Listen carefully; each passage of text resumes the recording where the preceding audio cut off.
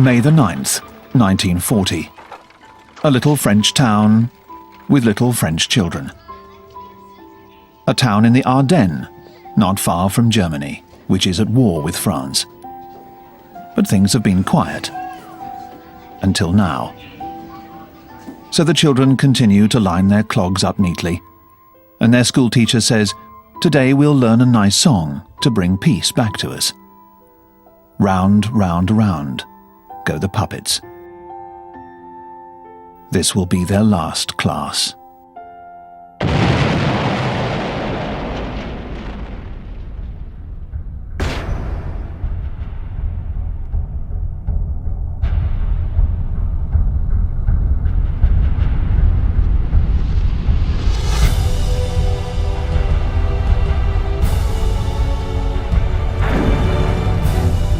The 10th of May, 1940. At 5:35 a.m., the Germans unleash their offensive.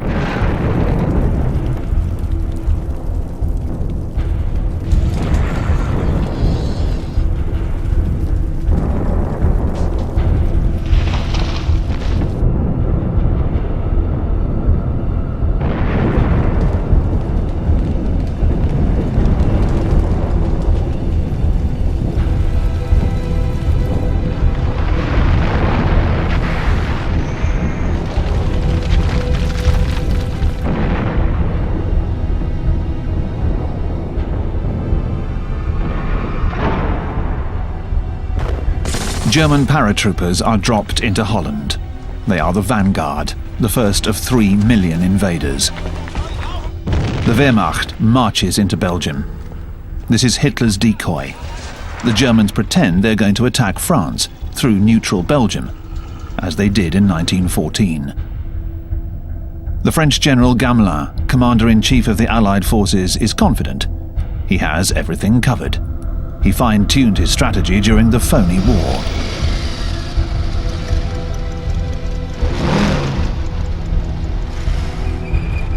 Gamelin moves his best motorized divisions, the elite of the French army, into Belgium, along with the entire British Expeditionary Force. These are fighting soldiers with true grit.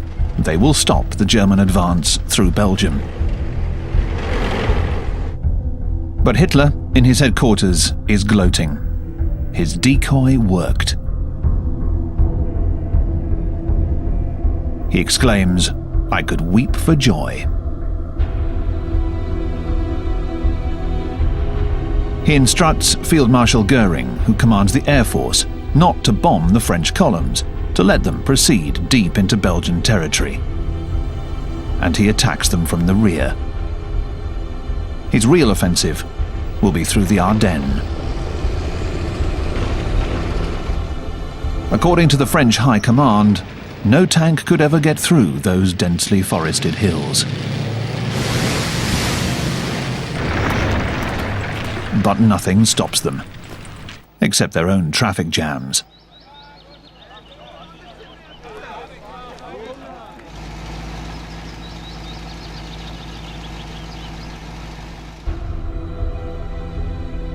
Meanwhile, in the Netherlands and Belgium, people who own cars are among the first to flee.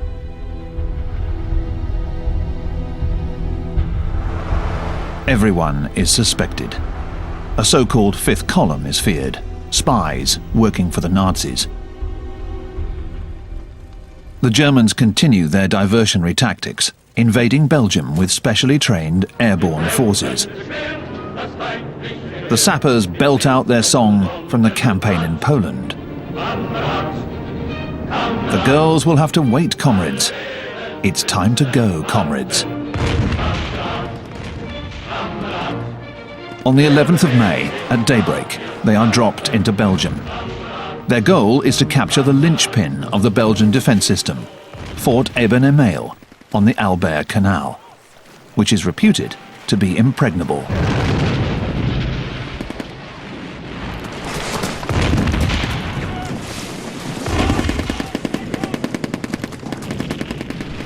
An intrepid German soldier heaves himself onto the top of a turret with a load of explosives.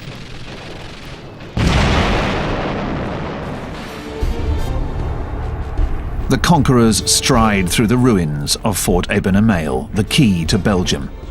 Images such as these will forge the Wehrmacht's reputation of invincibility. After the fort falls, people scramble to catch the last trains to Paris.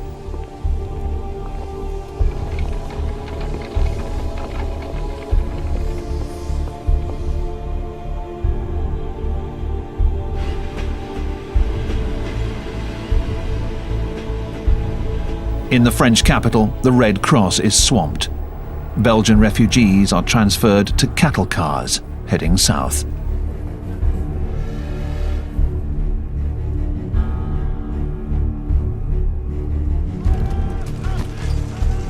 As the Germans enter Liège, panic grows and spreads.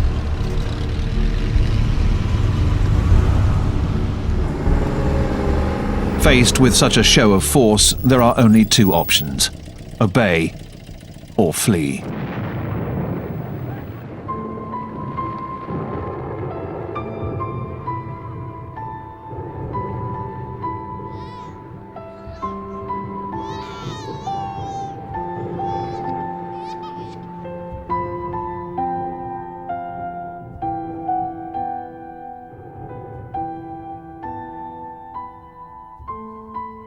Many of the refugees are people from the countryside. As in many times in history, farmers have always been the last to flee, loath to abandon their crops and their animals. The great Belgian poet Emile Verhaeren wrote, "The people around here have nothing at all, nothing before them, but the endlessness of the open road. The people who work the fields, the people around here, have only endless misfortune."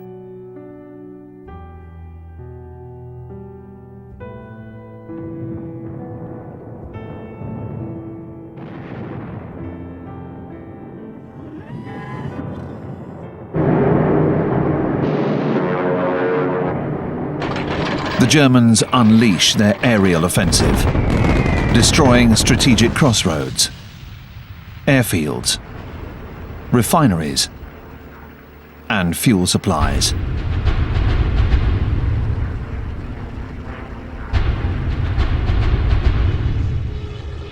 Cities in northern and eastern France are bombed.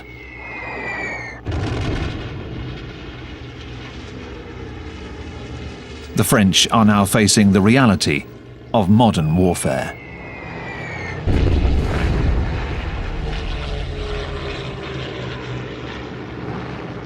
In the Netherlands, the port of Rotterdam is ablaze, the result of a German terror bombing raid, like the one in Warsaw. But these bombs were dropped after the city had surrendered, another of Hitler's war crimes. In London, the new Prime Minister is Winston Churchill. His first speech reveals his determination to keep fighting, whatever the circumstances. I will say, without a doubt, that the fate of Holland and Belgium, like that of Poland, Czechoslovakia and Austria, will be decided by the victory of the British Empire and the French Republic. But things have suddenly turned very grim in France. In just 3 days, the Germans have swept through the Ardennes and are advancing towards the French defensive line on the Meuse River. They are closing the net with their pincer movement, seeking to entrap the Allied troops massed in Belgium. The German infantrymen knock over the French as if they came from a different world. With their hand grenades,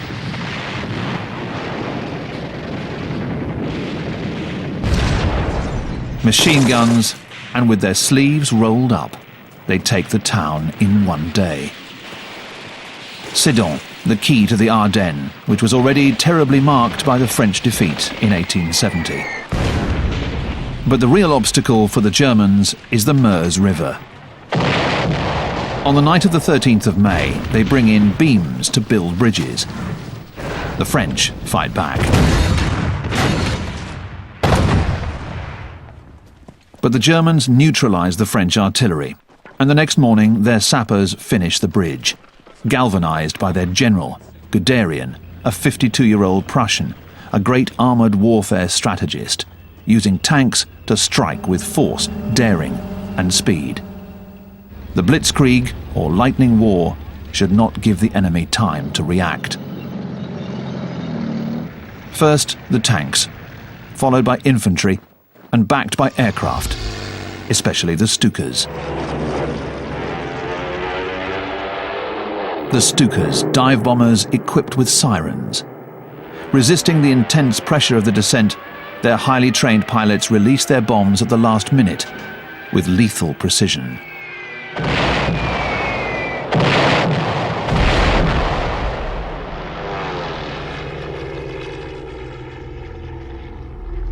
The French Prime Minister Paul Reynaud telephones Churchill in alarm.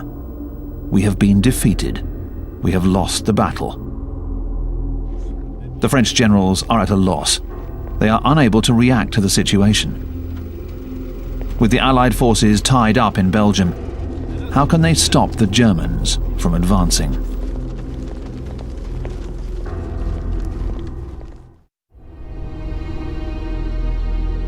In Paris, the French authorities are trying to deal with the increasing number of refugees.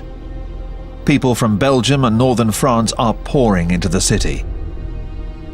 Schools, hospitals and barracks are soon overflowing. Information is sparse, rumours abound. Has Gamelin committed suicide? No. The French High Command has just realised that the Germans are heading for the coast and that the Allies have fallen into a trap. A counter-attack is ordered, allowing a certain Colonel de Gaulle to distinguish himself at the head of a tank brigade. The French army possesses more tanks, and they are of better quality than the German panzers.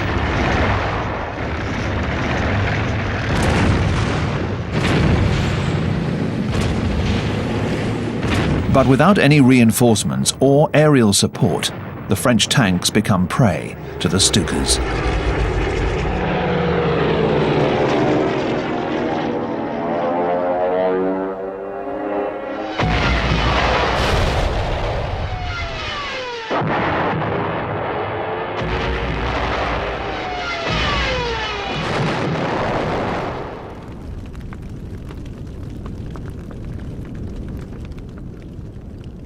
The French combatants put up a good fight, but they wonder why the Air Force isn't protecting them.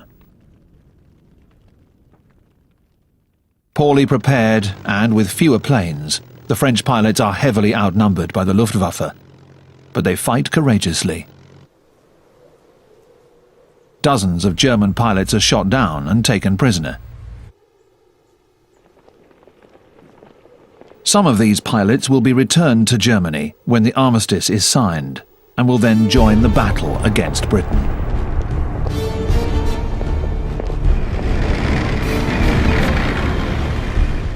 The German tanks move swiftly through the towns and villages of northern France.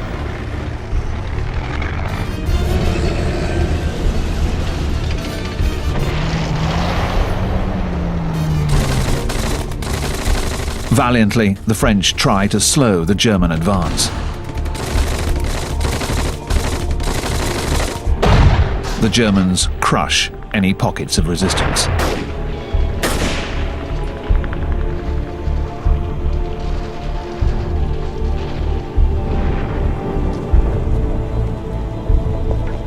The Germans have reached the English Channel. Hitler's strategy of the sickle cut has worked. The British Expeditionary Force, the Belgian Army, and the French Armed Forces are encircled.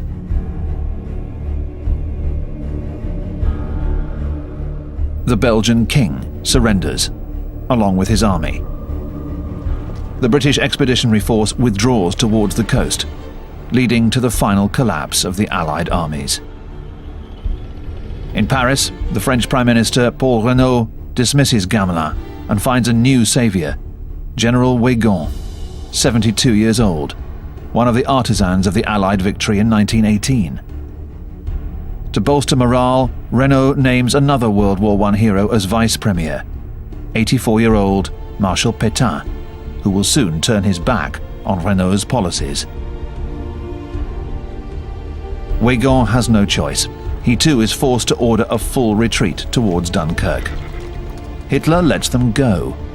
A gesture of clemency towards Great Britain? Is he still hoping for a separate peace? Or has Goering assured him that his air force is capable of preventing an evacuation? 400,000 men cram the beach, helpless and in disarray. They have one last chance to escape, over the sea. Churchill orders any vessel that can float to go and get them. On the outskirts of Dunkirk, the French hold back the Germans, suffering heavy losses. Goering sends out the Luftwaffe's Stukas and bombers.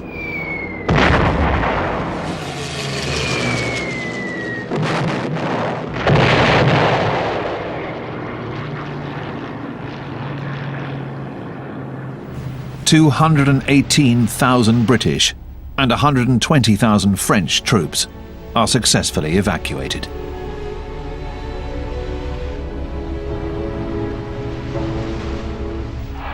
The British Army is saved, but it's in tatters.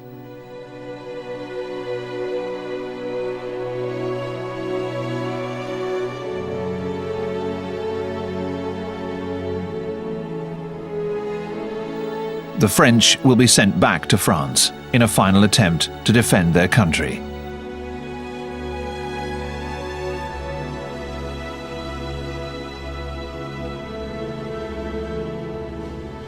The British are sent off to re-equipment centres.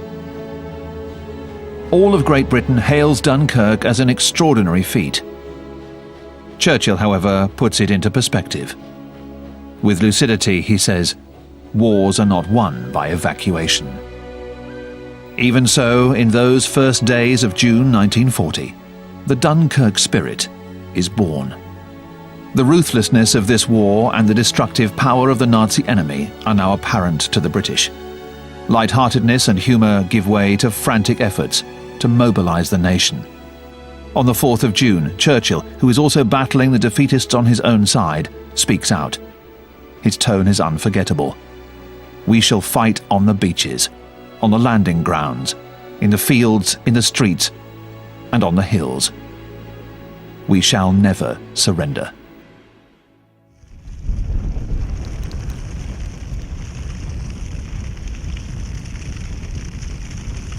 On the 4th of June, the Germans take Dunkirk.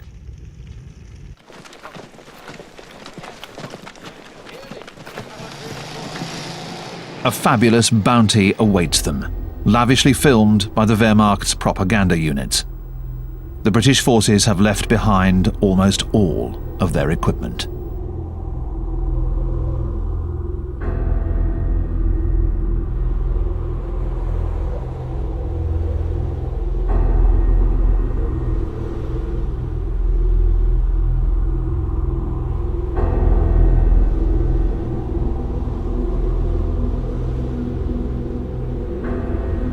The soldiers of the Wehrmacht film themselves in high spirits. They find a French gramophone with a famous record by Maurice Chevalier.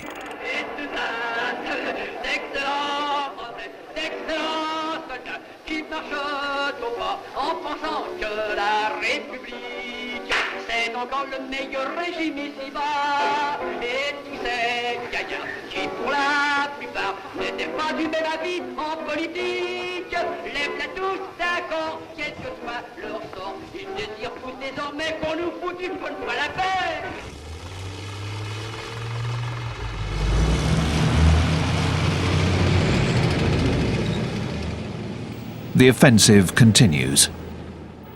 France collapses.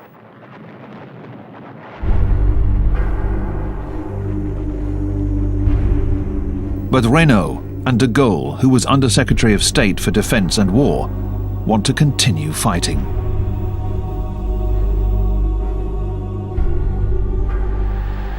In Rome, the Italian dictator Mussolini, Il Duce, has big news for his people. dichiarazione di guerra è già stata consegnata agli ambasciatori di Gran Bretagna e di Francia.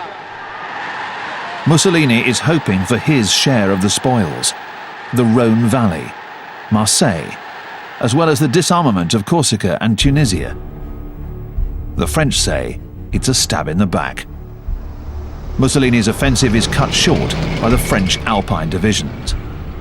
General Rommel's troops storm Normandy and enter Rouen.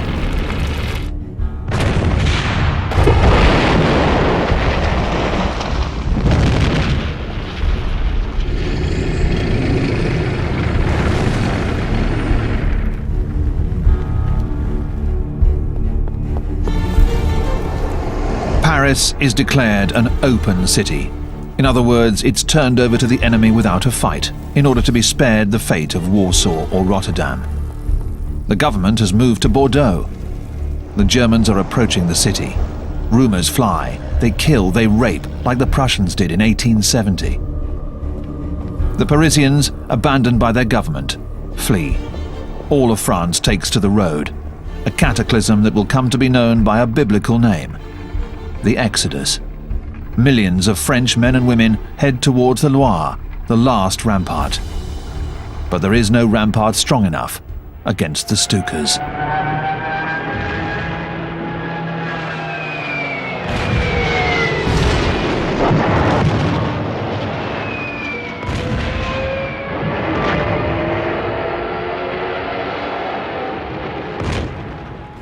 On the 14th of June 1940, at daybreak, the Germans march into Paris.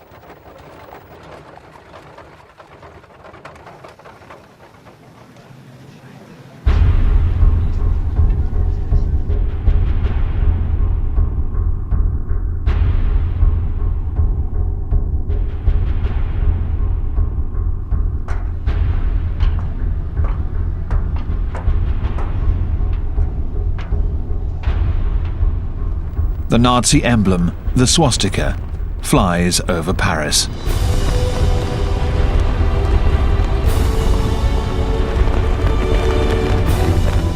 One of the first acts of the German occupiers is to seize all the records of the abandoned ministries, lists of spies, of Jews, of Freemasons, and even the original copy of the Treaty of Versailles that so humiliated Germany in 1919. It is immediately sent off to Hitler. The exodus has come to a halt. The bridges over the Loire are blown. The only hope now is that the fighting stops. Pétain in Bordeaux also wants to put an end to things.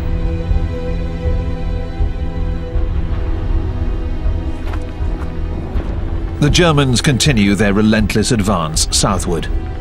Though once considered a formidable force, the French army is now a shambles. And yet it has put up a better fight than was thought, especially at the time. In 1 month, 100,000 French soldiers die, more than in the same period of time during World War I, the deadliest of wars until then.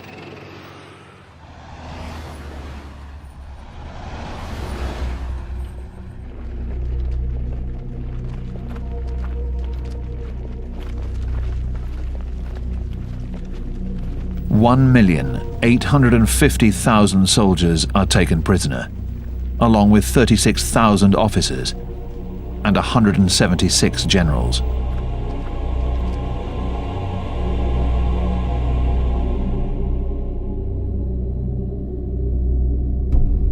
Among the prisoners, there are many African soldiers from the French colonial troops. The Wehrmacht's amateur filmmakers film them with a perverse sense of self-satisfaction. Famished, these soldiers kill a goat.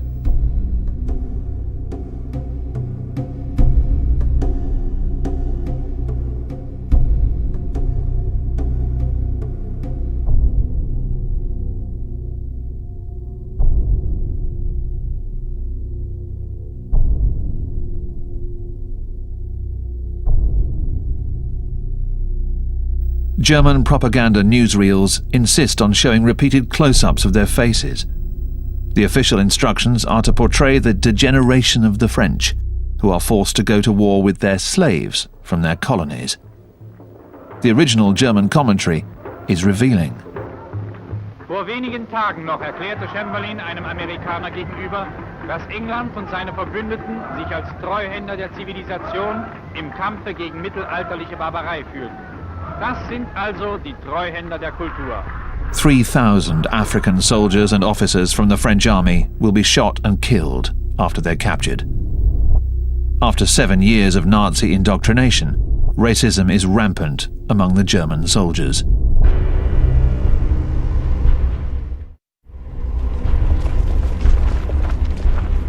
Three dates will now be decisive in determining France's fate.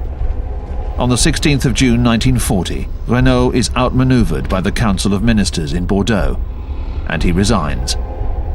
As his successor, Philippe Pétain is appointed to head the French government.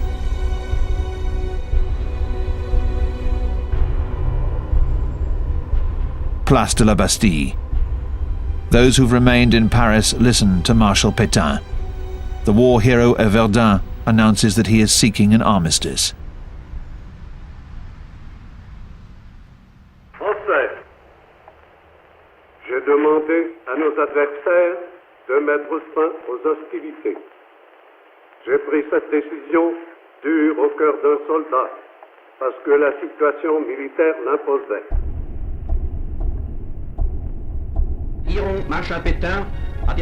The German radio translates this speech, announcing France's capitulation. Der Führer will den königlich italienischen Ministerpräsidenten Benito Mussolini zu einer Aussprache treffen, in der die Haltung der beiden Staaten überprüft. Some French people are able to pick up the BBC.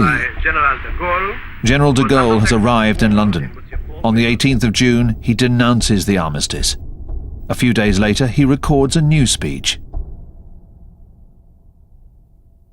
Nous croyons que l'honneur des Français consiste à continuer la guerre aux côtés de leurs alliés.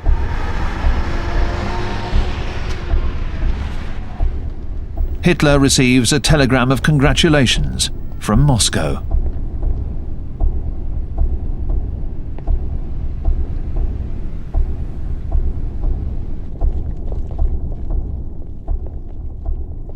On June the 22nd, 1940, Hitler arrives in Compiègne, near Paris. The setup he has ordered is designed to humiliate the losers. He has brought the same railway car that was used for the signing of the 1918 armistice that sealed Germany's defeat. His revenge is complete.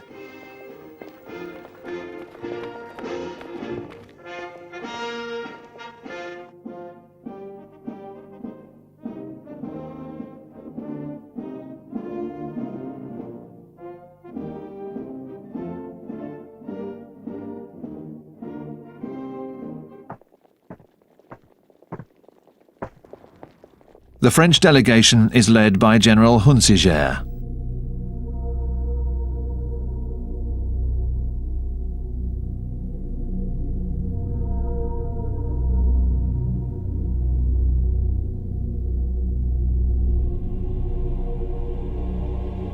An interpreter reads out a diatribe, accusing France of declaring war without any reason.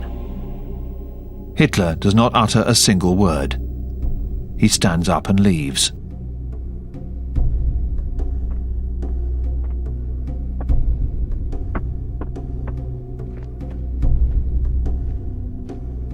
The French delegates have been informed of the terms of the armistice.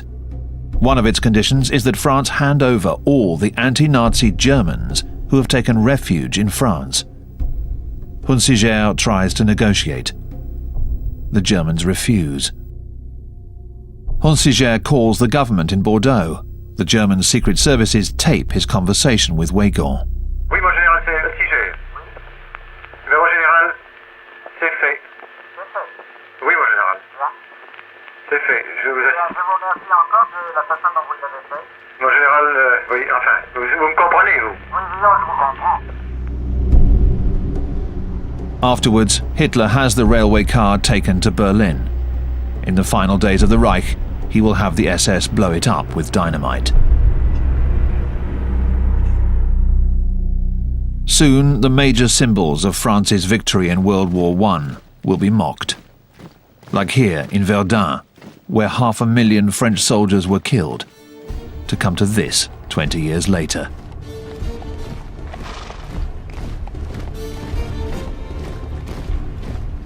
Hitler jeers as he visits his men who've only just taken the Maginot Line.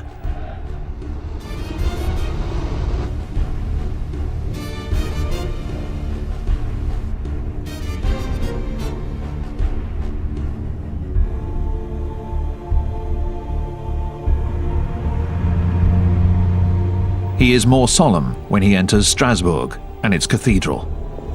Alsace and Lorraine are German once again, as he promised they would be.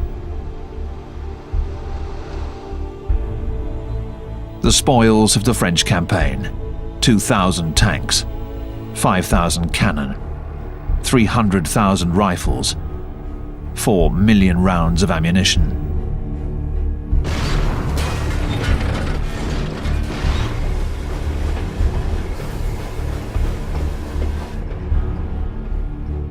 At an army supply warehouse, the Wehrmacht finds a stock of long johns meant for the French army, warm woolen garments which will be stored away for future campaigns.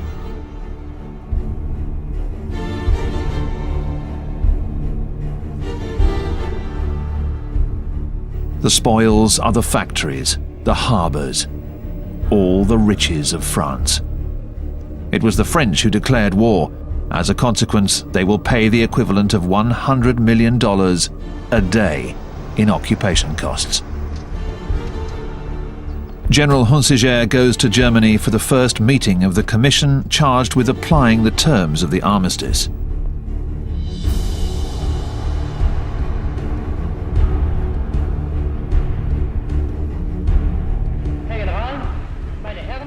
To spare troops, Hitler decides to let France retain partial sovereignty, under a government at his beck and call, and with a limited army stripped of heavy weapons, just to maintain order. The country is split in two, an occupied zone in the north and along the entire Atlantic coast, providing access to all the harbours. Italy controls the Mediterranean area and occupies a narrow ribbon along the Alps. The rest is called the Free Zone, with a new capital, Vichy.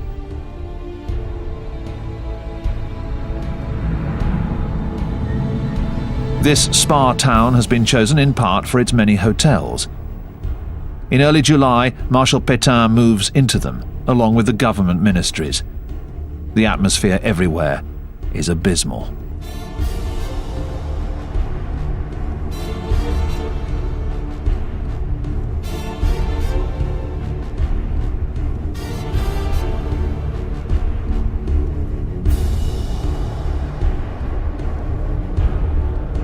However, this Vichy government continues to control a vast colonial empire, and above all, a still powerful navy. Hitler's only request is that its ships be disarmed and remain in their ports, for he is afraid it might join forces with Britain. Churchill fears the opposite, that it will fall into German hands. He orders the Royal Navy to neutralize it. A British naval force sails to one of France's biggest naval bases, Mers el-Kebir in Algeria. Churchill is taking no risks. An ultimatum is dispatched: either join us, scuttle your own ships, or sail under escort for demilitarization in the Caribbean. The French reject all proposals. The British open fire.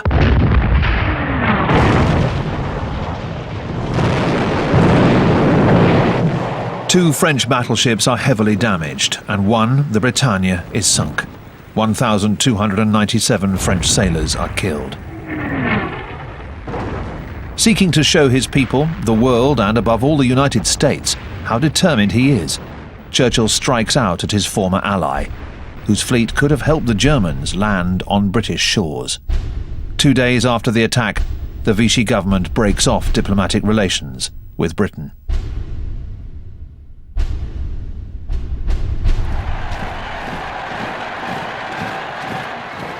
All of Germany acclaims Hitler. His lightning conquest of France enthralls his generals.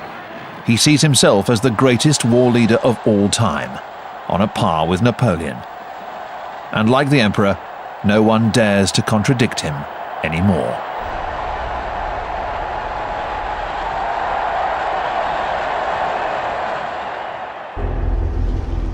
The Germans occupy the Channel Islands, Jersey and Guernsey, stepping stones towards the invasion of Great Britain.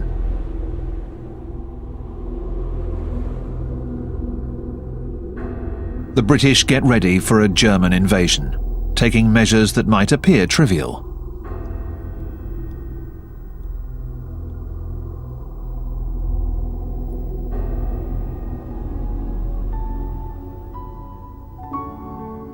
Another urgent measure is to send the children away to the countryside for safety. Always a painful moment.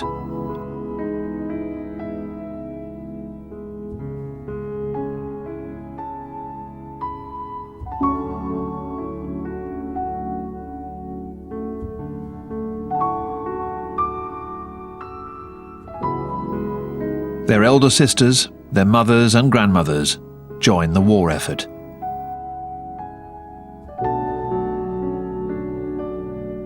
Every woman must defend her home against the fearsome German paratroopers.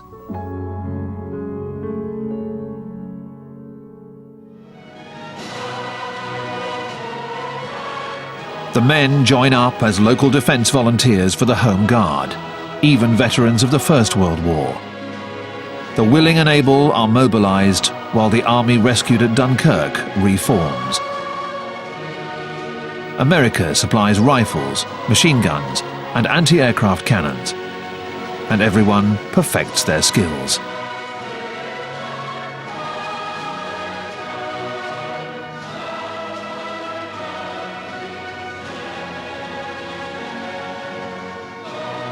Churchill delivers a most inspired speech to the British people.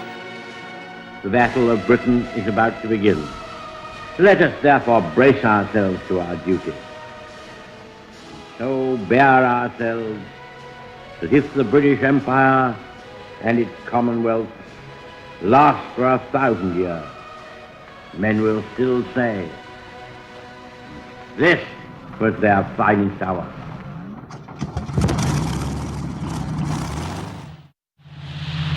One of Churchill's main weapons is the Royal Air Force, along with its remarkable aircraft, the Spitfire, with its Rolls-Royce engine, one of the best fighter planes in the world.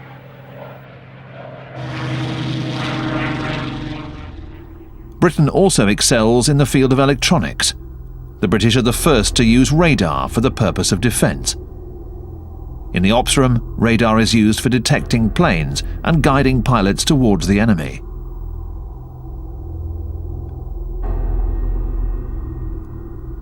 The pilots from all over the British Empire are joined by airmen who have managed to flee their countries under German occupation, or whose governments are in exile in London. Poles, Dutch, Czechs,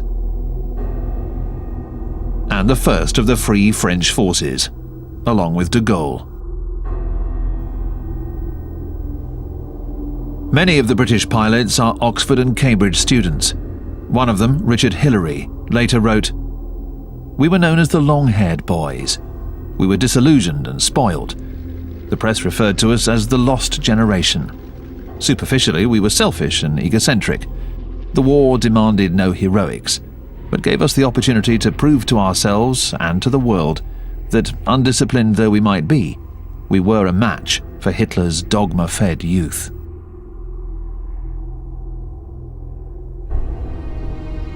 These German pilots have been trained by the Hitlerjugend, the Hitler Youth, with the idea of revenge.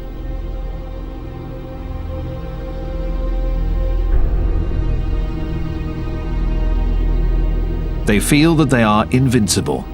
Their leader, Goering, is a popular figure in the regime.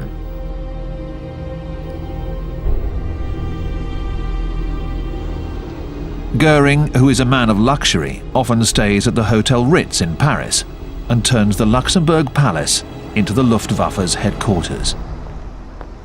He has promised Hitler that the Luftwaffe could obliterate the Royal Air Force in days, take control of the air, and enable the Wehrmacht to invade Great Britain. The Luftwaffe has at its disposal all of France's airfields, their installations, and their equipment. Its pilots are well trained, like Adolphe Galland with his trademark cigar, who fought against the Republicans in Spain. Or Werner Mulders, an ace from the Battle of France.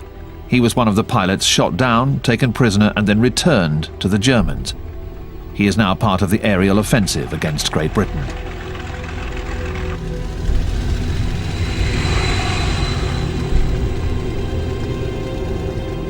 Taking off from these fields in occupied France, the Germans will attack convoys in the Channel, harbours, and airfields in southern England.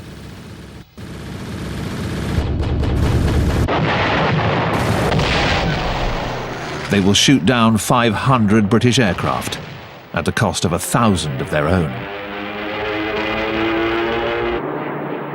The British pilots hold out, giving everything they have.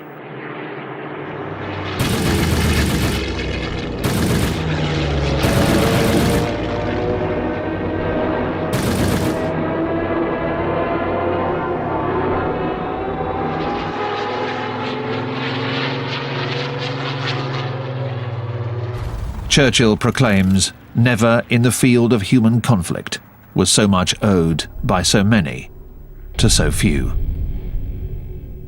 Hitler decides to postpone his plans to invade Britain.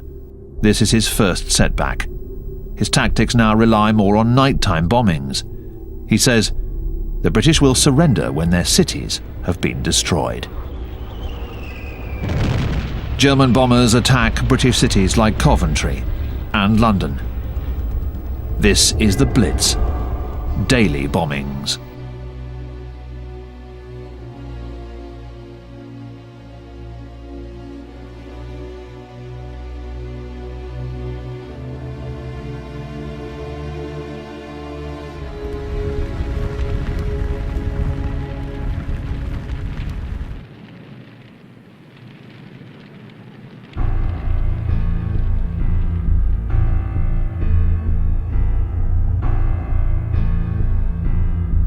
As for the British people, they hold up admirably.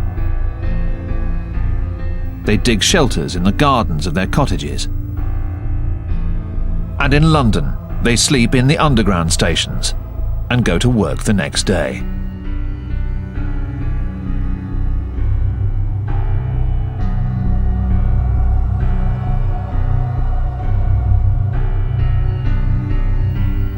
They never lose their confidence or sense of humour.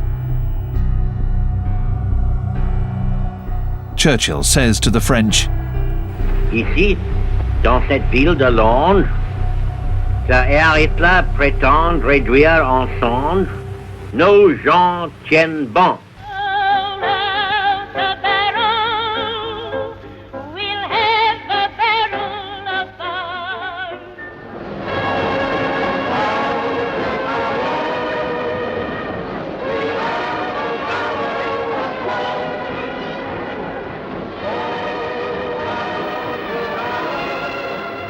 Hitler is exasperated. He will later call Churchill a Jew-ridden half-American drunkard.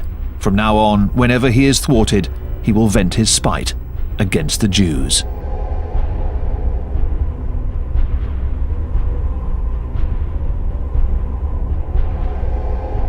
On October the 12th, 1940, on the day of Yom Kippur, the Jews of Warsaw are told that a ghetto would be set up. A wall 3 meters high is erected, enclosing 500,000 Jews, men, women, children, the elderly, who will suffer horrifically from hunger, cold, and poverty.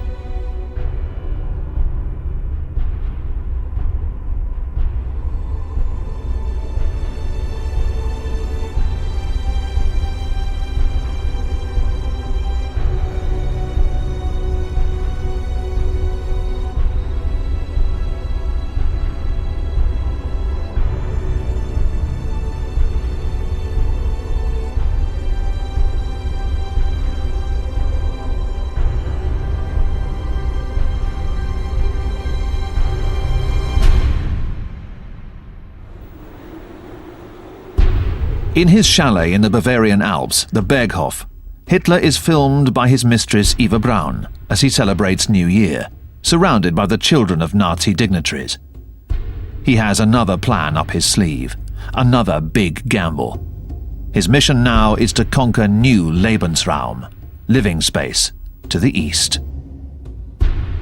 He has allied himself with Stalin, only to better attack him later on. His failure to take Britain compels him to move quickly, before Churchill is able to draw America in. That would set the world ablaze.